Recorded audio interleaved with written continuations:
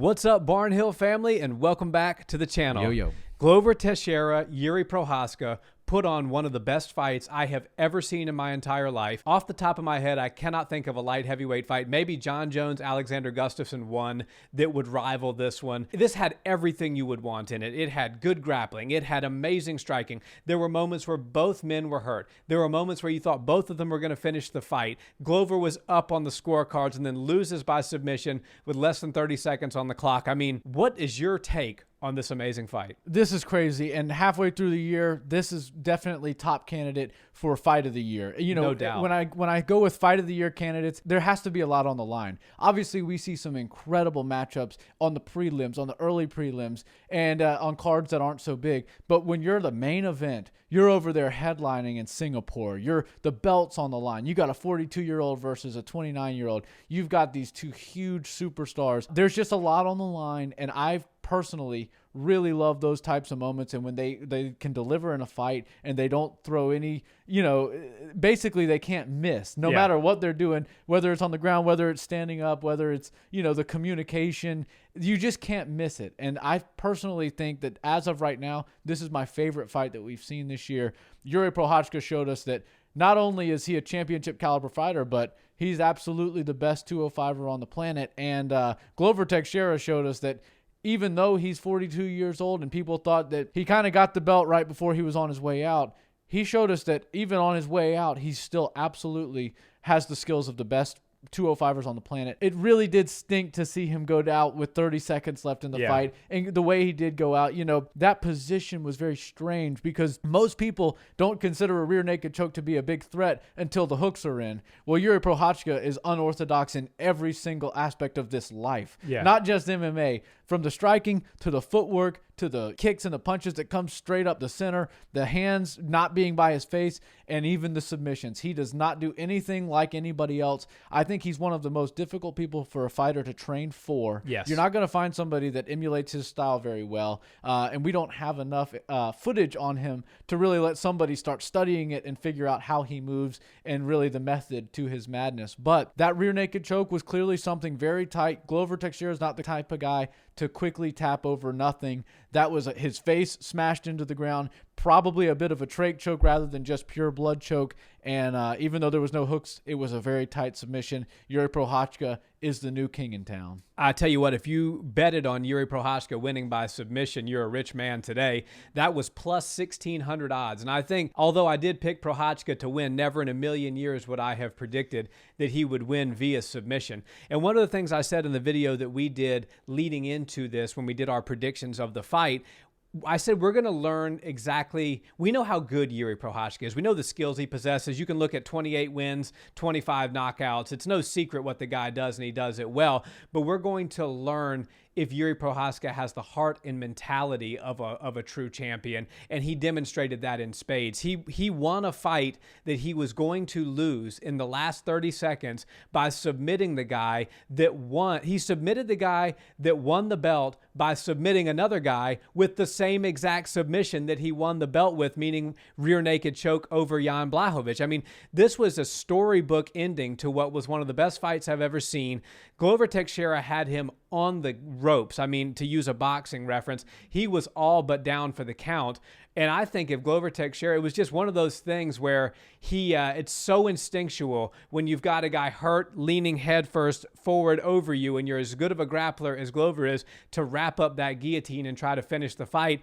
Problem is they were both so bloody and so sweaty. Jiří popped his head out, ended up on top, and that was kind of, Glover never got back up off the ground from there until he tapped, ultimately with 30 seconds left. But I think that if there's one thing that Glover is going to be haunted by, it's how badly he had Jiří hurt in that last exchange on the feet before it went to the ground. And if he would have just stepped back, recalibrated, and thrown another 1-2, he probably could have finished Jiří right then and right there.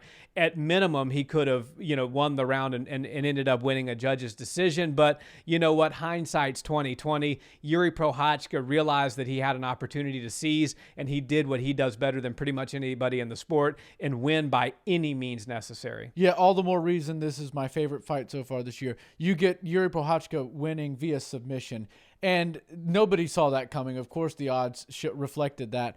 when you see that Jiří Procházka is able to get out of that guillotine attempt, wind up getting on top, wind up getting to the back and getting a submission in an unorthodox way, it was literally and figuratively the blood, sweat, and maybe not tears, but the blood and sweat that helped him get through that. You know, he had to grit through, and then probably being so slippery helped him get out of that position. Glover Teixeira, though, on the other hand, almost knocked out the knockout guy. Yeah. You know, I know Derek Lewis is the knockout king, but with 25 KOs and 28 victories for Jiří Procházka, he's probably somewhere at the table for knockout monsters. No doubt. And I think that the way this fight went back and forth, submission attempts for both guys, ground and pound was, you know, obviously one of the bigger factors for Glover, and the way that he was winning some of those rounds was serious ground and pound, great elbows, everything. As I'm watching that, I went into this fight assuming that Glover Teixeira was not going to get submitted. And after watching it and how deep he would get into the closed guard position of Jiří, and he wasn't really threatened by any sort of submissions from the bottom, I was like, yeah, I mean, this fight either going to go the distance and Glover's going to get this victory, especially after the 5th round, or he's going to wind up catching him with one of these shots and the ref's going to have to step in. That didn't happen. I mean, the ref, was it Jason Herzog? I'm pretty sure it was Jason Herzog. He had his hands full. He probably had a few moments where his heart rate was up into the 200 or 190 range, because he's like, do I need to stop this? Should I not stop it? Glover just took a knee to the face, followed by a foot kick, or a head kick to the face. Everything's just like going crazy. Like, who knows? He just diving for single legs, but then he gets them, and then he gets on the back. Like, there's so many things going on. That was a tough night out for whoever the referee was. I think it was maybe Mark Goddard. You're right. Because you need a big guy in there. And I even remember saying, as we're watching the fight, is there, and this is something maybe you guys can answer this because I truly don't know, is there a backup referee in case a referee gets knocked out? Because if there was ever a fight that needed one, it was that fight, with how crazy, how much distance they were covering, the types of shots that were being thrown.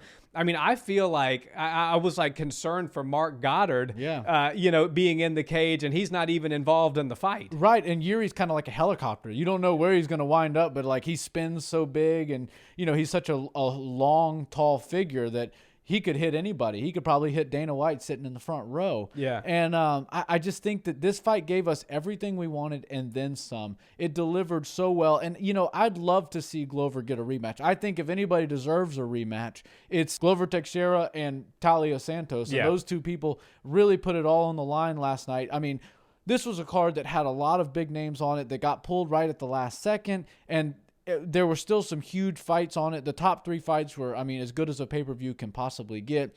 The women showed up and showed out. The light heavyweight showed up and showed out. And I think that I would like to see Jan Blachowicz get in there with Jiří Procházka. But while Glover's still around, he's clearly still a top contender. He still has the skills to beat Jiří. I'd like to see them go at it one more time. I don't think that his chin has gone anywhere in his entire career. I mean, he's been hit with some shots. Yeah. You think back to the Gustafsson days, and that was a rough fight for him. But, Jiří hit him with everything, and he didn't go anywhere. He was able to continue wrestling, continue hitting Jiří.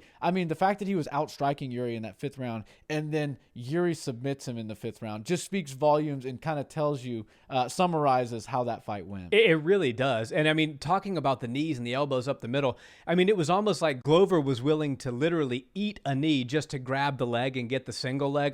This fight literally had everything you could imagine, and you summed it up perfectly. Glover wins the striking battle in the 5th round, and Jiří gets the submission. Need I say more? This was a fight for the record books. I think this is fight of the year 2022 so far, and it's going to take a lot to dethrone this one. Yeah, the people of Singapore surely got a great fight card on their hands, and I really hope they do make that rematch because I want to see it happen again. Me too. Guys, drop us a comment. Let us know, what did you think of this incredible fight? Is it the fight of 2022 so far? If you're new here, we talk all things combat sports. We appreciate it. Subscribe to the channel, and we'll see you in the next one. Peace.